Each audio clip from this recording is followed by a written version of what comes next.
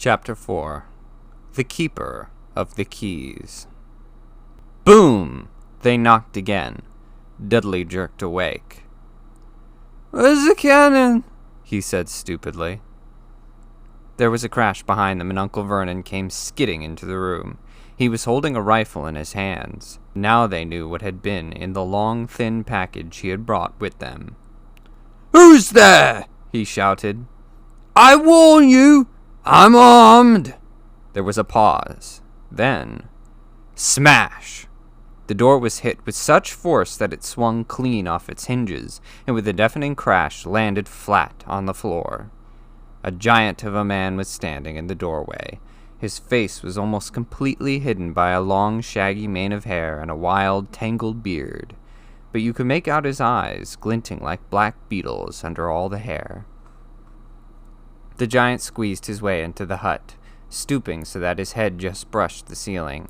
He bent down, picked up the door, and fitted it easily back into its frame. The noise of the storm outside dropped a little. He turned to look at them all. "Couldn't make us a cup of tea, could you? It's not been an easy journey." He strode over to the sofa where Dudley sat frozen with fear. "Budge up, you great lump," said the stranger. Dudley squeaked and ran to hide behind his mother, who was crouching, terrified, behind Uncle Vernon. "And here's Harry," said the giant. Harry looked up into the fierce, wild, shadowy face and saw that the beetle eyes were crinkled in a smile. "Last time I saw you was only a baby," said the giant. "You look a lot like your dad, but you've got your mom's eyes." Uncle Vernon made a funny, rasping noise. "I demand that you leave at once, sir," he said. "You are breaking and entering." "Ah, shut up, Dursley, you great prune," said the giant. He reached over the back of the sofa, jerked the gun out of Uncle Vernon's hands, bent it into a knot as easily as if it had been made of rubber, and threw it into a corner of the room. Uncle Vernon made another funny noise, like a mouse being trodden on. "Anyway, Harry," said the giant, turning his back on the Dursleys, "a very happy birthday to you. Got something for you here. I might have sat on it at some point, but it'll taste all right." From an inside pocket of his black overcoat, he pulled a slightly squashed box. Harry opened it with trembling fingers. Inside was a large, sticky chocolate cake with "Happy Birthday, Harry" written on it in green icing. Harry looked up at the giant. He meant to say thank you, but the words got lost on the way to his mouth, and what he said instead was, "Who are you?" The giant chuckled. "True, I haven't introduced myself. Rubeus Hagrid, Keeper of Keys and Grounds at Hogwarts." He held out an enormous hand and shook Harry's whole arm. "What about that tea, then, eh?" he said, rubbing his hands together. "I'd not say no to something stronger if you've got it, mind." His eyes fell on the empty grate with the shriveled chip bags in it, and he snorted. He bent down over the fireplace. They couldn't see what he was doing, but when he drew back a second later, there was a roaring fire there. It filled the whole damp hut with flickering light, and Harry felt the warmth wash over him as though he'd sunk into a hot bath. The giant sat back down on the sofa, which sagged under his weight, and began taking all sorts of things out of the pockets of his coat. A copper kettle, a squashy package of sausages, a poker, a teapot, several chipped mugs, and a bottle of some amber liquid that he took a swig from before starting to make tea. Soon the hut was full of the sound and smell of sizzling sausage. Nobody said a thing while the giant was working, but as he slid the first 6 fat, juicy, slightly burnt sausages from the poker, Dudley fidgeted a little. Uncle Vernon said sharply, "Don't touch anything he gives you, Dudley." The giant chuckled darkly. "Your great puddin' of a son don't need fattening any more, Dursley, don't worry." He passed the sausages to Harry, who was so hungry he had never tasted anything so wonderful, but he still couldn't take his eyes off the giant. Finally, as nobody seemed about to explain anything, he said, "I'm sorry, but I still don't really know who you are." The giant took a gulp of tea and wiped his mouth with the back of his hand. "Call me Hagrid," he said. "Everyone does. And like I told you, I'm keeper of keys at Hogwarts. You'll know all about Hogwarts, of course." No, said Harry. Hagrid looked shocked. "Sorry," Harry said quickly. "Sorry?" barked Hagrid, turning to stare at the Dursleys, who shrank back into the shadows. "It's them as should be sorry. I knew you weren't getting your letters, but I never thought you wouldn't even know about Hogwarts, for crying out loud. Did you never wonder where your parents learned it all?" "All what?" asked Harry. "All what?" Hagrid thundered. "Now wait just 1 second." He had leapt to his feet. In his anger, he seemed to fill the whole hut. The Dursleys were cowering against the wall. "Do you mean to tell me," he growled at the Dursleys, "that this boy knows nothing about anything?" Harry thought this was going a bit far. He had been to school, after all, and his marks weren't bad. "I know some things," he said. "I can, do math and stuff." But Hagrid simply waved his hand and said, "About our world, I mean. Your world, my world, your parents' world." "What world?" Hagrid looked as if he was about to explode. "Dursley!" he boomed. Uncle Vernon, who had gone very pale, whispered something that sounded like Mimblewimble. Hagrid stared wildly at Harry. "But you must know about your mom and dad," he said. "I mean, they're famous. You're famous." "What? My mom and dad weren't famous, were they?" You don't know. Hagrid ran his fingers through his hair, fixing Harry with a bewildered stare. "You don't know what you are?" he said finally.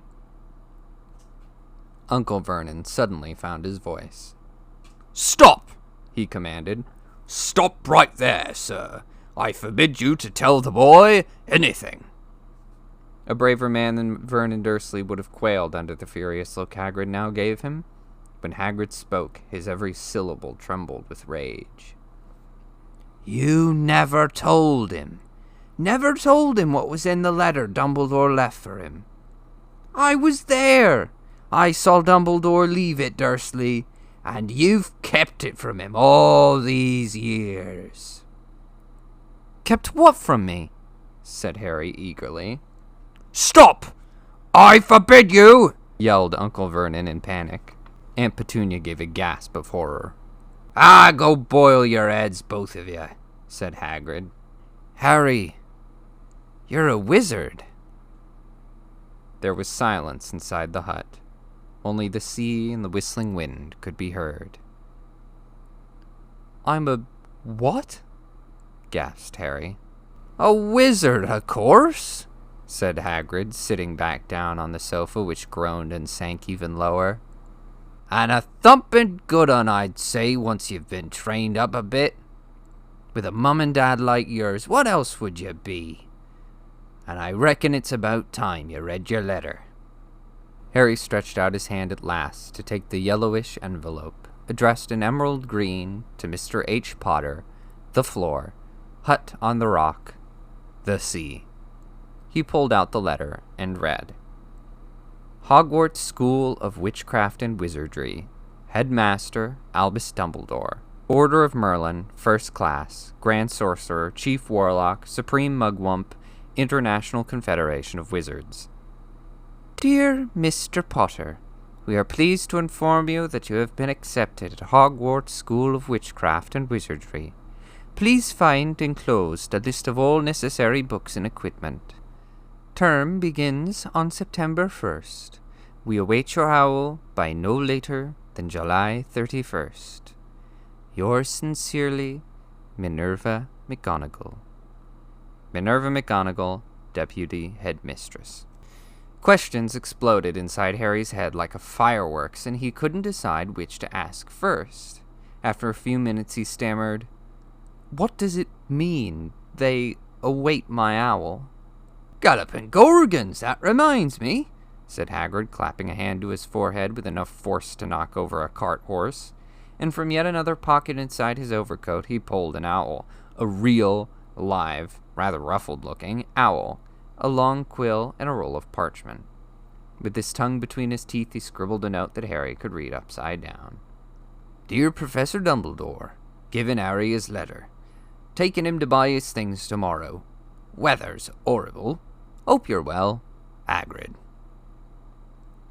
Hagrid rolled up the note, gave it to the owl, which clamped it in its beak, went to the door and threw the owl out into the storm. Then he came back and sat down as though this was as normal as talking on the telephone. Harry realized his mouth was open and closed it quickly. Where was I? Said Hagrid, but at that moment Uncle Vernon, still ashen-faced but looking very angry, moved into the firelight. He's not going, he said. Hagrid grunted. I'd like to see a great muggle like you stop him, he said. A what? Said Harry, interested. A muggle, said Hagrid.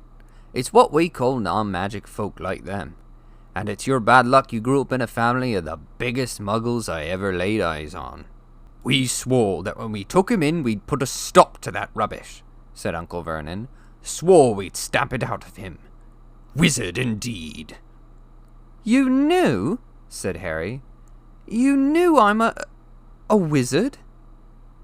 Knew? Shrieked Aunt Petunia suddenly. Knew? Of course we knew. How could you not be, my dratted sister being what she was? Oh, she got a letter just like that and disappeared off to that school, and came home every vacation with her pockets full of frog spawn, turning teacups into rats. I was the only one who saw her for what she was, a freak. But for my mother and father, oh no, it was Lily this and Lily that. They were proud of having a witch in the family. She stopped to draw a breath, and then went ranting on. It seemed like she had been wanting to say all this for years. Then she met that Potter at school, and they left and got married, and had you, and of course I knew you'd be just the same, just as strange, just as abnormal. And then, if you please, she went and got herself blown up, and we got landed with you. Harry had gone, very white.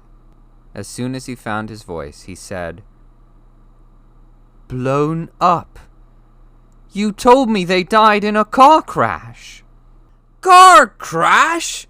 Roared Hagrid, jumping up so angrily that the Dursleys scuttled back to their corner. How could a car crash kill Lily and James Potter? It's an outrage! A scandal! Harry Potter not knowing his own story when every kid in our world knows his name? But why? What happened? Harry asked urgently. The anger faded from Hagrid's face. He looked suddenly anxious. I never expected this, he said in a low, worried voice. I had no idea when Dumbledore told me there might be trouble getting hold of you. How much you didn't know. Harry, I don't know if I'm the right person to tell you, but someone's gotta. You can't go off to Hogwarts not knowing. He threw a dirty look at the Dursleys. Well, it's best you know as much as I can tell you. Mind, I can't tell you everything. It's a great mystery, parts of it. He sat down, stared into the fire for a few seconds, and then said, It begins, I suppose, with a person called... But it's incredible you don't know his name. Everyone in our world knows. Who? Well, I don't like saying the name if I can help it. No one does. Why not? Gulping gargoyles, Harry. People are still scared. Blimey, this is difficult. See, there was this wizard who went bad. As bad as you could go. Worse. Worse than worse. His name was... Hagrid gulped, but no words came out. Could you write it down? Harry suggested. Nah, can't spell it. All right. Voldemort. Hagrid shuddered. Don't make me say it again. Anyway, this wizard, about 20 years ago now, started looking for followers. Got 'em too. Some were afraid, Some just wanted a bit of his power, 'cause he was getting himself power all right.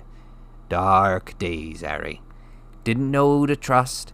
Didn't dare get friendly with strange wizards or witches. Terrible things happened. He was taken over. Of course, some stood up to him, and he killed him. Horribly. One of the only safe places left was Hogwarts. Reckon Dumbledore's the only one you know who was afraid of. Didn't dare try taking the school. Not just then, anyway. Now, your mum and dad were as good a witch and wizard as I ever knew. Head boy and girl at Hogwarts in their day. Suppose the mystery is why you know who never tried to get 'em on his side before. Probably knew they were too close to Dumbledore to want anything to do with the dark side. Maybe he thought he could persuade 'em. Maybe he just wanted 'em out of the way. All anyone knows is he turned up in the village where you was all living. On Halloween, 10 years ago. You was just a year old. He came to your house and... Hagrid suddenly pulled out a very dirty, spotted handkerchief and blew his nose with a sound like a foghorn.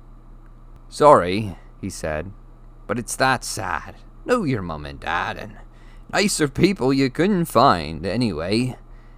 You know who killed him. And then this is the real mystery of the thing. He tried to kill you too. Wanted to make a clean job of it, I suppose, or maybe he just liked killing by then. But he couldn't do it. Never wondered how you got that mark on your forehead? That was no ordinary cut. That's what you get when a powerful evil curse touches you. Took care of your mum and dad and your house even. But it didn't work on you, and that's why you're famous, Harry. No one ever lived after he decided to kill him. No one except you. And he'd killed some of the best witches and wizards of the age. The McKinnons, the Bones, the Pruitts. And you was only a baby, and you lived. Something very painful was going on in Harry's mind. As Hagrid's story came to a close, he saw again the blinding flash of green light, more clearly than he had ever remembered it before, and he remembered something else for the first time in his life. A high, cold, cruel laugh. Hagrid was watching him sadly.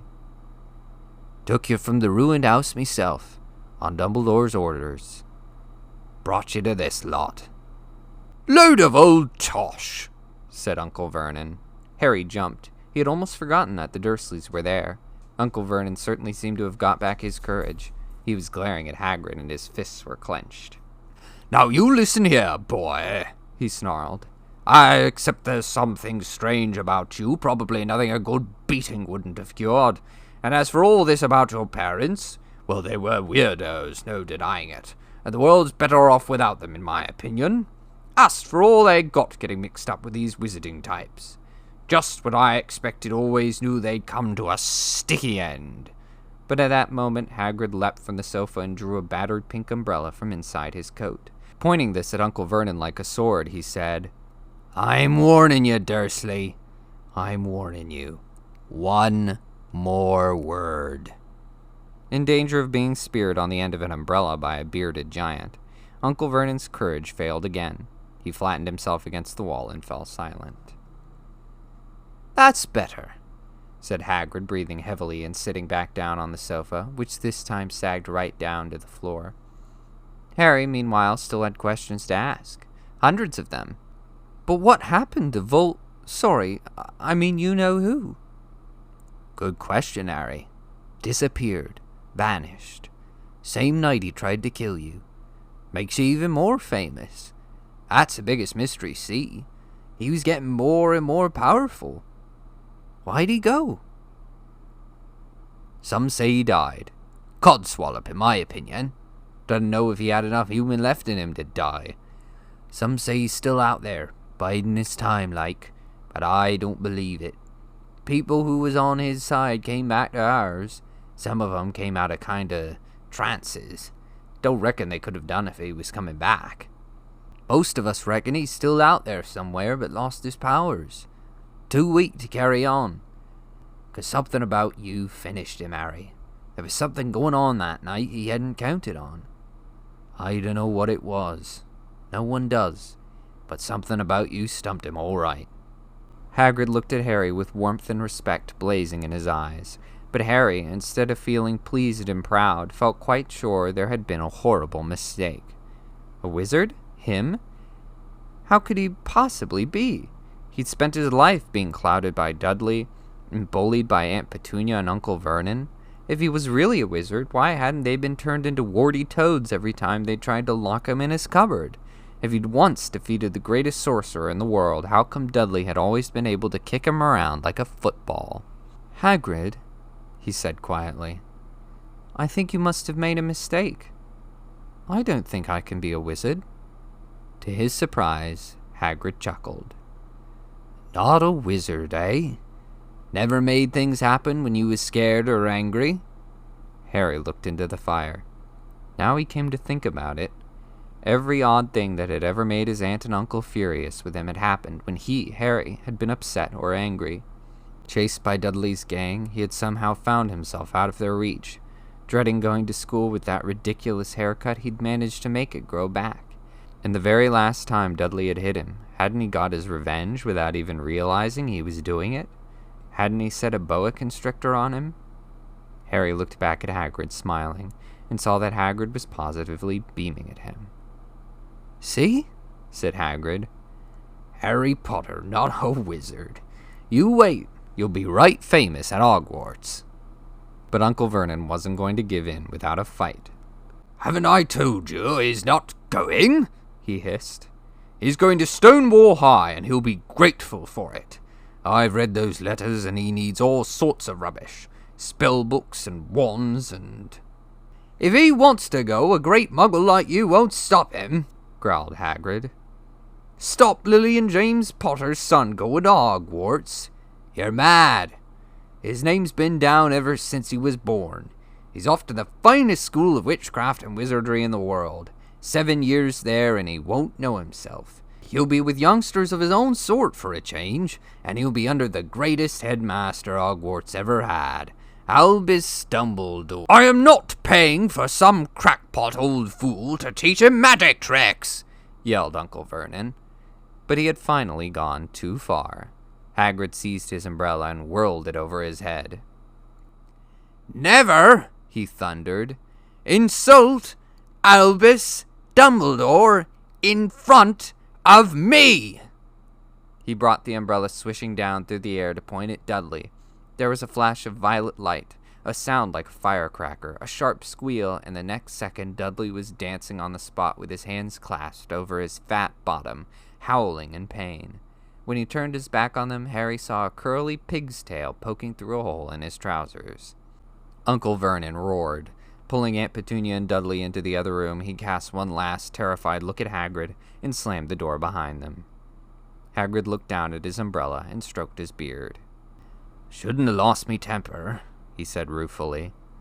"But it didn't work anyway.